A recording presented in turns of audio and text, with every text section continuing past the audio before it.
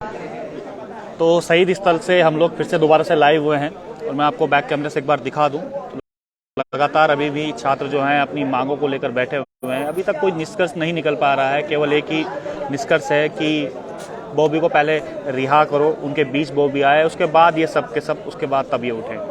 अब देखते हैं क्या कुछ होता है, क्योंकि लगातार छात्र भी मान नहीं रहे हैं, क्योंकि बार एसोसिएशन से लेकर तमाम प्रशासन के लोग यहाँ पर आए थे, लेकिन कोई हल नहीं निकल पा रहा है।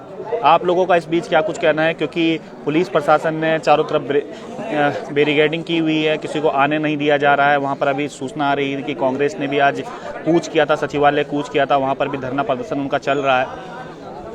आखिर किस प्रकार से उत्तराखंड चलेगा, क्या कुछ उत्तराखंड में ये होने वाला है, और क्या इसी प्रकार से उत्तराखंड की राजनीति चलती रहेगी? लगातार पेपर जो लीक हुए हैं, कभी OMR सीट जला दी जाती है, हर पेपर में जो धांधली सामने पे आ रही है, उसी का परिणाम ये था कि लाठीचार्ज जो हुआ है, इस कदर जो परसों की जो घटनाएं थी। हालांकि इस प्रकार की घटनाएं पूरे उत्तराखंड के लिए ठीक नहीं है। कुछ असामाजिक तत्व जो उस बीच में घुस गए थे, शांतिप्रिय ढंग से धरना जो एक चल रहा था, उसके बाद शांतिप्रिय नहीं रहा, घंटाघर भी जाम कर दिया गया। लेकिन उसके बावजूद आज ये स्थिति यहाँ की ये हो गई है कि कुछ छात्र तो सुबह से चले गए हैं यहाँ से, लेकिन मैक्सिमम जो छात्र हैं वो यहीं पर डटे हुए हैं अभी तक, क्योंकि उनका कल पटवारी परीक्षा है। कोशिश ये की जा रही थी कि अभी तक जो क्वेश्चन बैंक बाहर थे उसके, वो क्वेश्चन बैंक आने चाहिए थे, और दूसरी मांग ये थी कि अभ्यर्थियों के नाम सामने आने चाहिए थे। हालांकि 44 जो नकलची थे उनके नाम सामने आ गए, लेकिन अभी भी मांग ये की जा रही है कि उनके फ़ोटो और उनके एड्रेस सहित उनका नाम सार्वजनिक किए जाएँ। अब देखने वाली बात ये होगी कि आखिर ये होता क्या है उत्तराखंड में। तमाम आप लोग भी जुड़े हुए हैं, साथ में 110 लोग हैं। आप लोग भी लगातार अपने कमेंट में ज़रूर बताइएगा और शेयर ज़रूर करते रहिएगा कि आखिर उत्तराखंड में इन छात्रों का क्या होगा, क्योंकि ये छात्र भी काफ़ी हतोत्साहित हो चुके हैं और उनके चेहरे पे इनकी जो भाव है वो साफ तौर पर नज़र आ रहे हैं कि आखिर ये उत्तराखंड का भविष्य रो रहा है, बिलख रहा है, और ये मांग कर रहा है सरकार से कि आखिर इनका क्या दोष है। आखिर इनका ये दोष है कि लोकतंत्र में एक जो स्वच्छ सरकार जो एक कहा जाता है, वो चुनने में गलती हो गई। तमाम प्रकार के सवाल भी उठ रहे हैं कि जो बॉबी पंवार और उनके जो 12 साथियों पर और मुकदमे दर्ज किए गए हैं, उन मुकदमों के क्या मायने, 360 जैसी जो घटनाएं, धाराएं जो उन पर लगाई गई हैं, उनके क्या कुछ मायने। तो ये तमाम सवालों के साथ आज ये बैठे हुए हैं, क्योंकि उनके बीच उनका नेता नहीं है। उनके बीच उनका नेता अगर आज होता तो शायद से कुछ ये समाधान उसका निकाल पाते। लेकिन हमें भी दुख होता है, क्योंकि उत्तराखंड में लगातार हर खबर हम लोग आपको दिखाते हैं किस प्रकार से। और मेरे आप लेफ्ट तरफ देख रहे होंगे त्रिभुवन चौहान जी भी बैठे हुए हैं लोकार्पण से। लगातार ये भी हर सवाल उठा रहे हैं और पूछ रहे हैं। सुन भाई, आपसे एक सवाल लेके आता हूं, क्योंकि लगातार आप भी सक्रिय हैं। आज जो स्थिति आप देख रहे हैं, क्या कुछ लगता है उत्तराखंड का भविष्य कहाँ गलती हो रही है? सरकार चुनने में गलती हो रही है, सरकार सही से काम नहीं कर रही है, इनका क्या कसूर है आखिर? मतलब कभी कभी मुझे भी बड़ा दुख होता है इन सबको देखकर, जब इनके चेहरे में देखता हूँ। आज ये लाइब्रेरी में होने चाहिए था, आज ये अपना एग्जाम देने जाने चाहिए थे, लेकिन यहाँ पर बैठे हुए कोई रो रहा है, कोई नाउम्मीद है इनमें से। कारण है विजय भाई, ये कारण है। देखो, हमने कुछ महीनों पहले एक खबर की थी भक्तू दास की। भक्तू दास एक युवा जो जौनसार बावर की तरफ का था और बंधुआ मजदूर था वो एक परिवार में 4 वर्षों के लिए, और वो लगातार अपने बेटे के लिए उसने पैसे लिए थे, कुछ 48-50 हज़ार रुपये, 90 हज़ार रुपये वापस नहीं कर पाया, तो 5 साल वहीं रहा। आज हमने क्या कर दिया है, हमने तमाम सरकार के हाथ में दे दी अपनी चाबी।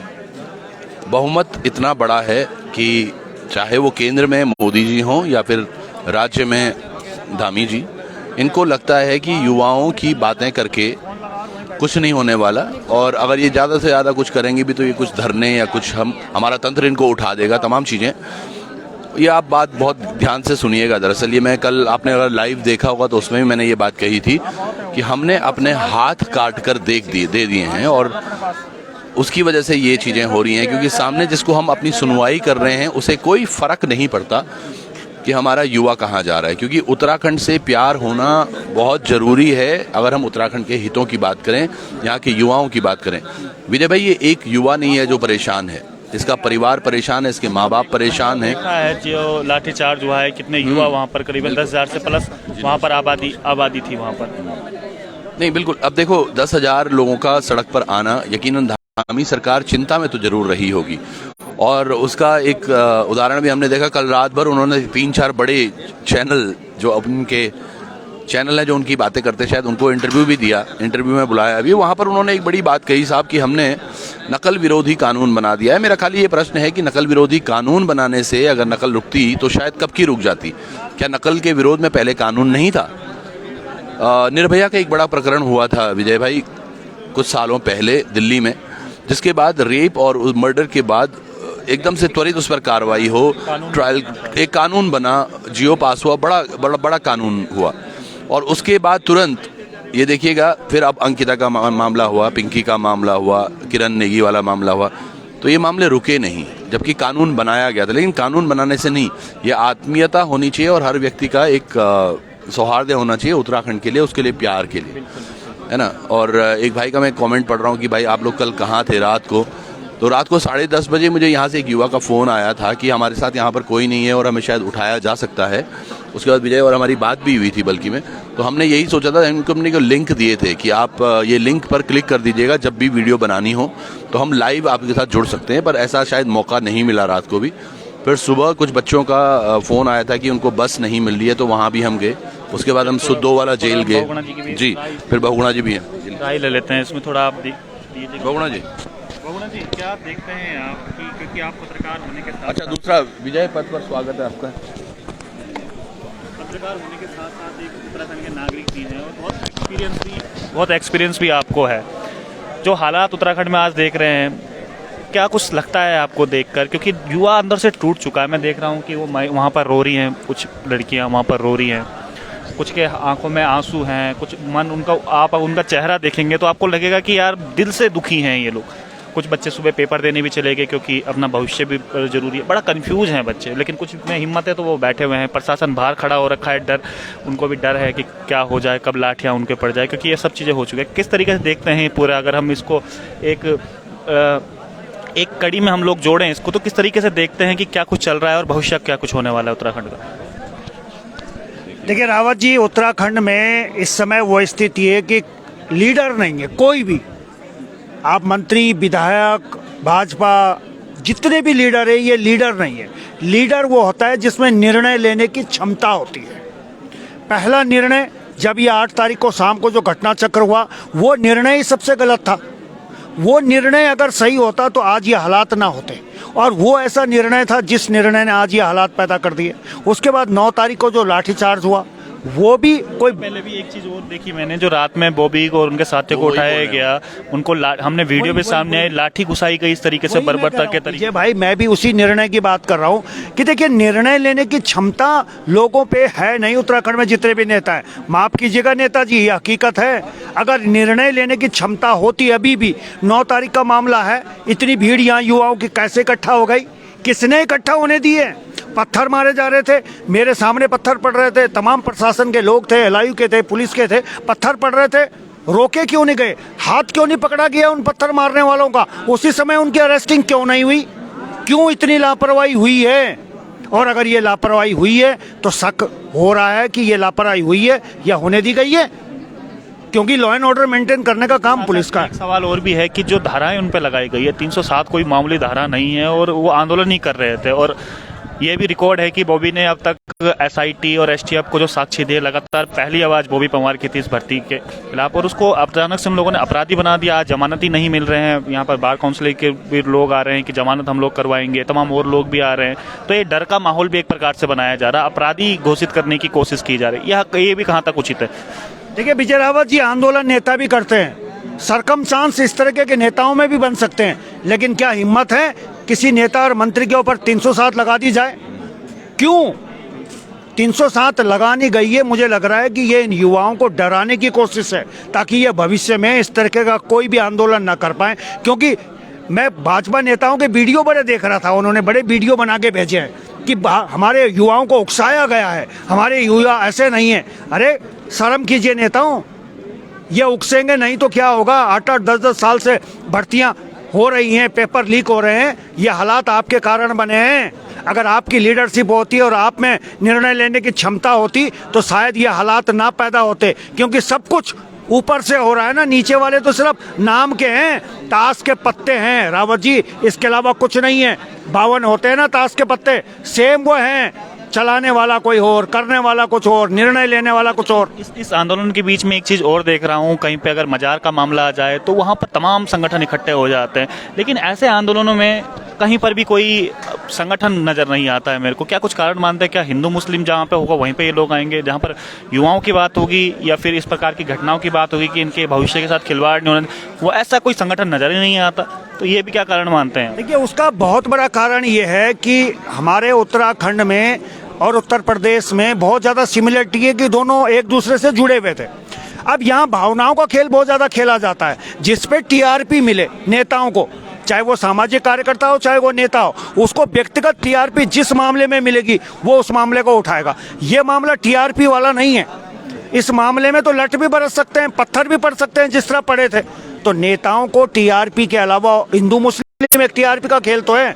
आज तक बताइए ना, इनमें पता नहीं कितने हिंदू भी होंगे, मुस्लिम भी होंगे, लेकिन ये सब तो मिलकर आंदोलन कर रहे हैं ना। इन्होंने उस चश्मे से कभी नहीं देखा है जिस चश्मे से देखा जा रहा है। तो ये जो युवा हैं, इनके अंदर इस समय ना तो हिंदू को लेके कोई है ना मुस्लिम को लेके, इन्हें सिर्फ अपने युवाओं की चिंता है। और मैं जितने पेरेंट्स हैं उन्हें बता दूं, कल आपके भी बच्चे होंगे, आपके बच्चों के भी बच्चे होंगे, और जब इतिहास दोहराया जाएगा और लिखा जाएगा, याद किया जाएगा, तब इन युवाओं को याद किया जाएगा रावत जी कि ये वो युवा थे, ये थे जिन्होंने आंदोलन करा है, जिनकी वजह से आज व्यवस्थाएं ठीक हुई हैं। लेकिन सवाल ये है कि क्या ठीक करने की जिम्मेवारी चंद युवाओं की या चंद पत्रकारों की है? अभी एक चीज है बहुगुणा जी, देखिए अभी मैं किसी अखबार का ही वो पढ़ रहा था, 44 मतलब पेपर ऐसे हैं, ये देखिए युवा अभी चाय के लिए बोले, 44 ऐसे नाम जो इन्होंने सार्वजनिक किए हैं, उनके एडमिट कार्ड आ रखे हैं कल के पेपर के लिए। 44 तो इन्होंने चिन्हित किए हैं, कितने और हो सकते हैं जो वो पेपर देने जा रहे हैं, जिसमें हमारे युवा तमाम आज सुबह गाड़ी भर भर के गए थे। अब ये पेपर किस तरफ से जाएगा, क्या कुछ होगा, ये भी एक बड़ा प्रश्न है विजय जी, बहुत बहुत चिंताजनक है। लेकिन ये एक सवाल मेरा ये भी है कि क्या उन बच्चों को नहीं दिख रहा था जो सुबह में देख रहा था कि लाइन में लगे हुए थे एकदम? क्या नहीं, देखो एक चीज है, नहीं विजय भाई, हम उत्तराखंड देवभूमि से आते हैं और बहुत एक बेहद ऐसे तबके से आते हैं तमाम युवा। देखिए ना, आज वो बड़ों बसों में क्यों भर रहे थे पता है? क्योंकि वो फ्री थी, 200 रुपये बच रहे थे, 300 रुपये शायद बच रहे थे, इसलिए उनके पीछे भाग रहे थे ना वो। तो नहीं, मैं बता रहा हूँ, अब होता क्या है, हमारे पेरेंट्स भी नहीं चाहते हैं कि वहाँ जाया जाए जहाँ दंगे हो रहे हों, जहाँ आंदोलन हो रहे हों। हमने बचपन से यही सीखा है कि शांति से रहो, शांति से चलो। अभी पेरेंट्स को शायद थोड़ा वो समझने में समय लगेगा। मुझे नहीं लगता कि बच्चों ने कोई परेशानी रखी होगी इस मामले की, हमें नहीं साथ देना। हो सकता है पेरेंट्स का प्रेशर हो, क्योंकि कई पेरेंट्स भी मुझे मिले, और युवाओं का एक अंदर से पीयर प्रेशर भी होता है यार कि चलो इतनी बारी मैंने, क्या पता एक बार और, तो ऐसा उनको भी नहीं बोल सकते। जी त्रिभुवन भाई, एक मजेदार बात विजय भाई इसमें ये भी है कि जितने भी अधिकारी और नेता उत्तराखंड के हैं, इन्होंने अपने बच्चों को तो भेज दिया है विदेश पढ़ने के लिए, ठीक है, उनमें कोई दिक्कत नहीं होती उनके बच्चों के लिए। लेकिन जब बात हमारे बच्चों की होती है, उत्तराखंड के बच्चों की होती है, तो धारा 307 इसलिए तो लगाई जा रही है क्योंकि इनके बच्चे तो सुरक्षित हैं, इनका भविष्य और उनके बच्चों का भविष्य इन्होंने सुरक्षित कर दिया है, वो भी हमारे वोटों के आधार पर। लेकिन जब हम अपने हकों की बात करते हैं तो तब निर्णय लेने की क्षमता ना होने के कारण हमें खामियाजा भुगतना पड़ता है। देखो, मारूफ ने एक कमेंट किया है, मारूफ ने बोला है वीडियो वाले, बिल्कुल सही बात है। यूकेपीएससी के तो 44 तो चिन्हित कर दिए, वो पता चल गया, लेकिन जो वीडियो वाले लंबी लिस्ट थी, 240 तकरीबन है वो, जिन्होंने पैसे देके वो पेपर दे रहे हैं या नहीं दे रहे हैं, इसका कैसे संज्ञान होगा, क्योंकि वो नाम तो सार्वजनिक है नहीं। शहजाद भाई भी कुछ बोलना चाहेंगे इसमें? शहजाद भाई, आप थोड़ी देर में, आज क्या मंथना हो रही थी? आपके पास सूचना है कि धामी जी के यहाँ एक मीटिंग हुई, उसमें कुछ बातें सामने निकल के आई हैं? सूत्र ये बता रहे हैं कि अभी कुछ किसान नेताओं की वहाँ पर वार्ता हुई। अब वो कितनी सक्षम है इस बात को लेकर के कि उन्होंने छात्र हितों को लेकर के क्या अपने राय वहाँ रखी होगी, लेकिन अभी तक शासन या सरकार की तरफ से कोई ऐसा निर्णय नहीं आया है जिसमें ये बताया जा सके कि क्या बॉबी पवार पे से 307 की धारा हटा दी गई है या वो सब संगीन धाराएं जिनमें नॉन वेरिएबल है उनको हटाया गया है। अभी सारे युवा यहाँ पर बैठे हुए और अंदाजा ये लगाया जा रहा है कि शायद शाम तक गिरफ्तारी होगी। गिरफ्तारी की तलवार सब पे लटकी हुई है, लेकिन जो कल पेपर होना है उसमें वो कितना कितना सुरक्षित मानते हैं आप? इतना दुर्भाग्यपूर्ण है उत्तराखंड के लिए। जिन बच्चों को आज पेपर देना चाहिए था, जिन बच्चों को आज लाइब्रेरी में होना चाहिए था, पढ़ना चाहिए था, वो बच्चे आज सड़कों पर हैं। और उनका कसूर केवल इतना है कि क्योंकि पेपर लीक हो रहे हैं। इन्हें इतना ही तो कहना है कि भैया आप पेपर लीक मत कराइए, आप सीबीआई जांच करवाइए, जो नकलची उनका नाम सार्वजनिक कीजिए। कितना बड़ा गुनाह हो गया जो इनके लीडर हैं। एक और बात है, ये जो जिन लोगों को गिरफ्तार किया है वो लोग गांधी पार्क के सामने बैठे हुए थे। जिन लोगों ने पत्थर मारे वो तो कैमरे में साफ दिखाई दे रहे हैं, जो पत्थरबाज थे वो तो वहां रुके ही नहीं, वो तो भाग गए थे वहां से। तो जिन लोगों पे आपने मुकदमे दर्ज किए वो शांतिपूर्ण रूप से वहां पर धरना कर रहे थे, ये सबने देखा वहां पर। लेकिन ये कैसे डिफाइन करोगे जब आपने चिन्हित कर लिए? कल हमारे को किसी अधिकारी से बात हो रही थी कि उन्होंने चिन्हित कर लिए कि कौन कौन पत्थरबाज थे। तो वो चिन्हित किए हुए लोगों के खिलाफ आप मुकदमा लिखते या वो करते। लेकिन ये छात्र हैं जो अपनी मांगों को लेकर के अगर कोई उग्र हो भी गया तो इनके भविष्य के साथ थोड़ी ना खिलवाड़ करेंगे आप। बिल्कुल। अब छात्रों से भी हम लोग बातें करेंगे और बड़े शांतिप्रिय ढंग से बातें करेंगे कि क्या कुछ वो लोग चाह रहे हैं, किस तरीके से वो लोग चाह रहे हैं, क्योंकि बात समझ में आनी चाहिए, बात होनी चाहिए और लोगों की समझ में भी आनी चाहिए। तो उन लोगों से भी हम लोग अभी बातें करेंगे और ये जानने की हम लोग कोशिश करेंगे कि ये सब चीज़ें हो क्या रहा है, क्योंकि काफ़ी देर से हम लोग लाइव हैं। और थोड़ा जो मेरे को जगह दे दीजिएगा, थोड़ा जगह दे दीजिएगा। कुछ कर रहे हो आप लोग? नहीं, आप लोगों से बात करेंगे, शांति से बात करेंगे ताकि सबकी समझ में आ जाए। भाई थोड़ा सा आप हो जाइएगा, थोड़ा शांति से हम लोग बातें करेंगे, क्योंकि हमें इस समय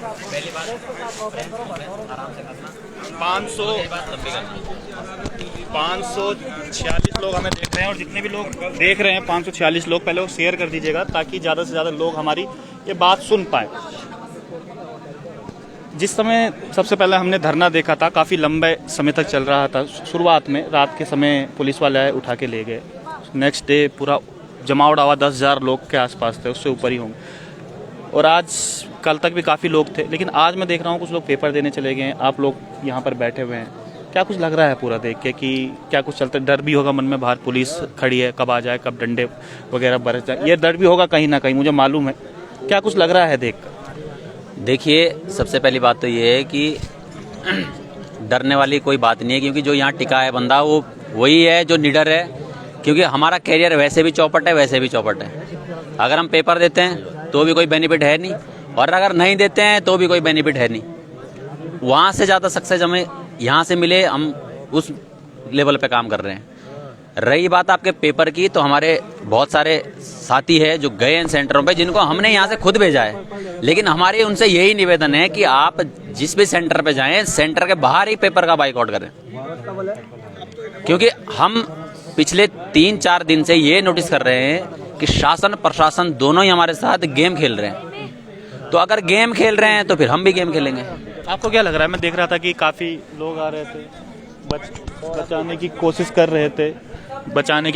रहे थे आप लोगों उनको, कि बताने की कोशिश कर रहे थे आप लोगों को कि भाई आप उठ जाइएगा यहाँ से। क्या कुछ था मामला तभी बॉबी को छोड़ेंगे? देखिए, मामला कुछ इस प्रकार से था कि आज हमें ये आश्वासन मिला था कि बॉबी पवार जो कि अध्यक्ष है संगठन के, और जो उनके साथी है उनको रिहा किया जाएगा लगभग 12 से 2 बजे तक। लेकिन उस पर हमारी शर्तें थी।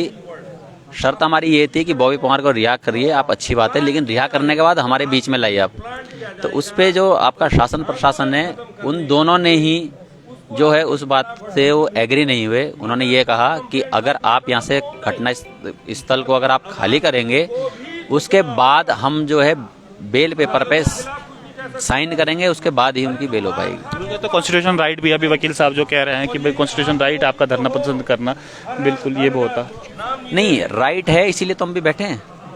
लेकिन जिस हिसाब से ये हमारे साथ चालाकी कर रहे हैं, इन्होंने हमें ये कहा कि 13 लोगों की रिहाई हो रही है। हमें नहीं पता हमारे 13 बंदे अंदर है या 14 बंदे अंदर है, 15 बंदे अंदर है, हमें नहीं पता। लेकिन हमें ये पता है कि हमारी जो टीम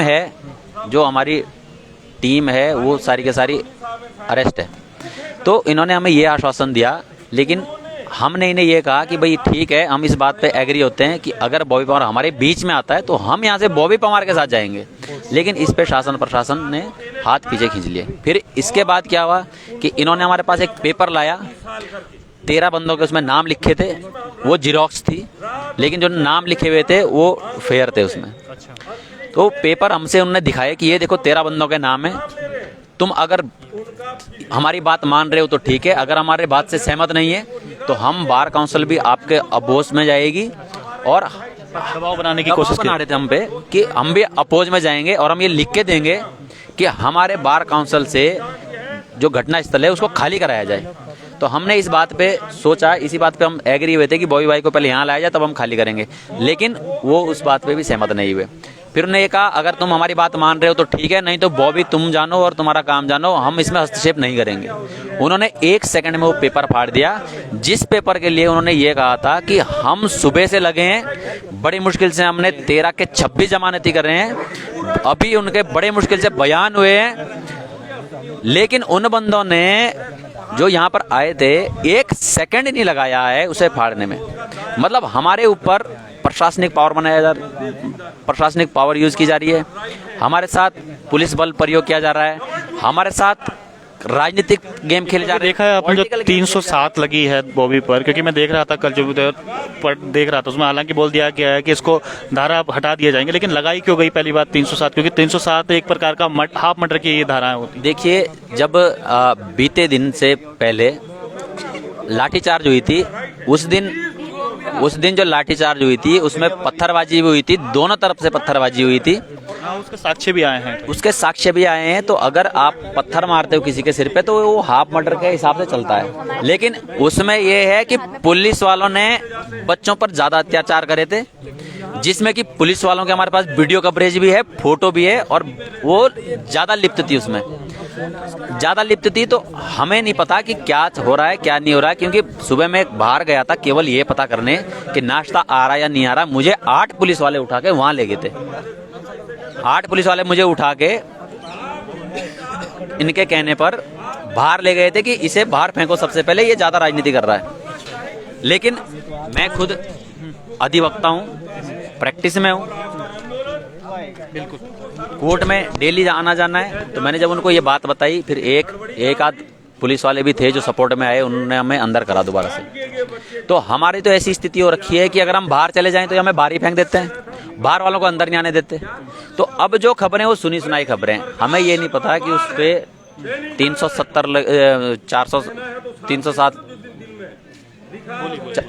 407 लगी है या उस पे क्या धाराएं लगी है, क्या नहीं लगी है, हमें वो कुछ नहीं पता। ये क्या कह रहे हैं अभी? थोड़े चलिए आपसे बात कर लेते हैं, आप थोड़ा आगे आ जाइएगा, थोड़ा हम लोग महिलाओं से भी बात कर लेते हैं, काफ़ी डिस्टर्बेंस भी यहाँ पर हो रही है। 495 अच्छा, थोड़ा आप भी बताइएगा, क्योंकि काफ़ी लंबे समय से आप लोग भी लगातार रह रहे हैं यहाँ पर, रात भी आप लोग शायद यहीं होंगे। क्या कुछ चल रहा है अभी तक? क्योंकि लोगों के समझ में भी नहीं आ रहा है कि हो क्या रहा है, बॉबी छूट के आएगा कि नहीं आएगा, क्या कुछ जानकारी? सर, हमारे साथ बहुत भयंकर माइंड गेम खेला जा रहा है, मतलब इतने ज़्यादा षड्यंत्र रचे जा रहे हैं। कल रात को स्टार्ट कर रहे थे हम, ठीक है, जब यहाँ पे मतलब 6:30 बजे के आसपास लोगों ने इन्होंने बोला हमको 7-8 बजे तक हमारा बॉबी पवार आ जाएगा। हमने सोचा अभी आएगा बॉबी पवार, 6, 6:30, 7, 8 नहीं आए बॉबी। 9 बजे यहाँ पर आते हैं हमारे बहुत सारे ऐसे लोग, अब हम उनको क्या बोलें कि सब लोग आते हैं, ठीक है, वो हमारे माइंड वॉश करते हैं। तुम लड़कियां हो, तुम यहाँ से कैसे बैठ रहे हो, तुम्हारे साथ कुछ हो जाएगा तो तुम अपने भविष्य की चिंता नहीं करते हो, और तुम्हारे साथ कुछ हो जाएगा तो क्या तुम मतलब क्या कर लोगे, ठीक है, ऐसे ऐसे करके मतलब हमें उकसाया जा रहा था। तो ऐसे ऐसे करके बहुत सी लड़कों को बाहर भगाया गया, और ये बोला गया कि शाम को लड़के मतलब बॉबी पवार छूट रहा है, ठीक है, और बहुत से बच्चे ने सोचा नहीं बॉबी पवार निकल रहा है, छूट रहा है, और ये निकल गए, ठीक है, पेपर देने जो निकले हैं। मतलब ये लोग, ये बात कब की बात? कल शाम की बात है, ये कल शाम की बात है, हम लोग यहाँ थे। और दूसरी बात, जो लोग ये आवाज वार्ता के लिए गए हैं, ये लोग भी उनके साथ निकल गए थे, जिनको ये पता नहीं है वार्ता किस बात पे करनी है, ठीक है।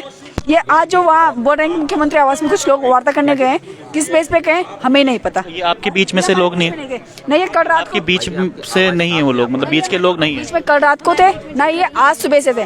वार्ता क्या होती है सर, वार्ता क्या होती है कि अगर हम जितने भी सत्याग्रह में बैठे, हर किसी से एक बात होनी चाहिए, ठीक है, जो हमसे पूछी नहीं गई, ठीक है। हमारे पास बकायदा सबके जितने हम बच्चे थे 120 बच्चे थे, सबके नाम ने, सबके वो फोन नंबर है, ठीक है। इसीलिए हमने रखे थे ताकि हमें कल के दिन कुछ दिक्कत हो तो ये हमारे पास प्रूफ होना चाहिए। हमारे पास सबकी वीडियो है, सबकी शक्लें हमारे पास, तो जो शक्लें हमारे पास है हम दिखा देंगे, उसमें हमारे वो ऐसा कोई दिक्कत नहीं है।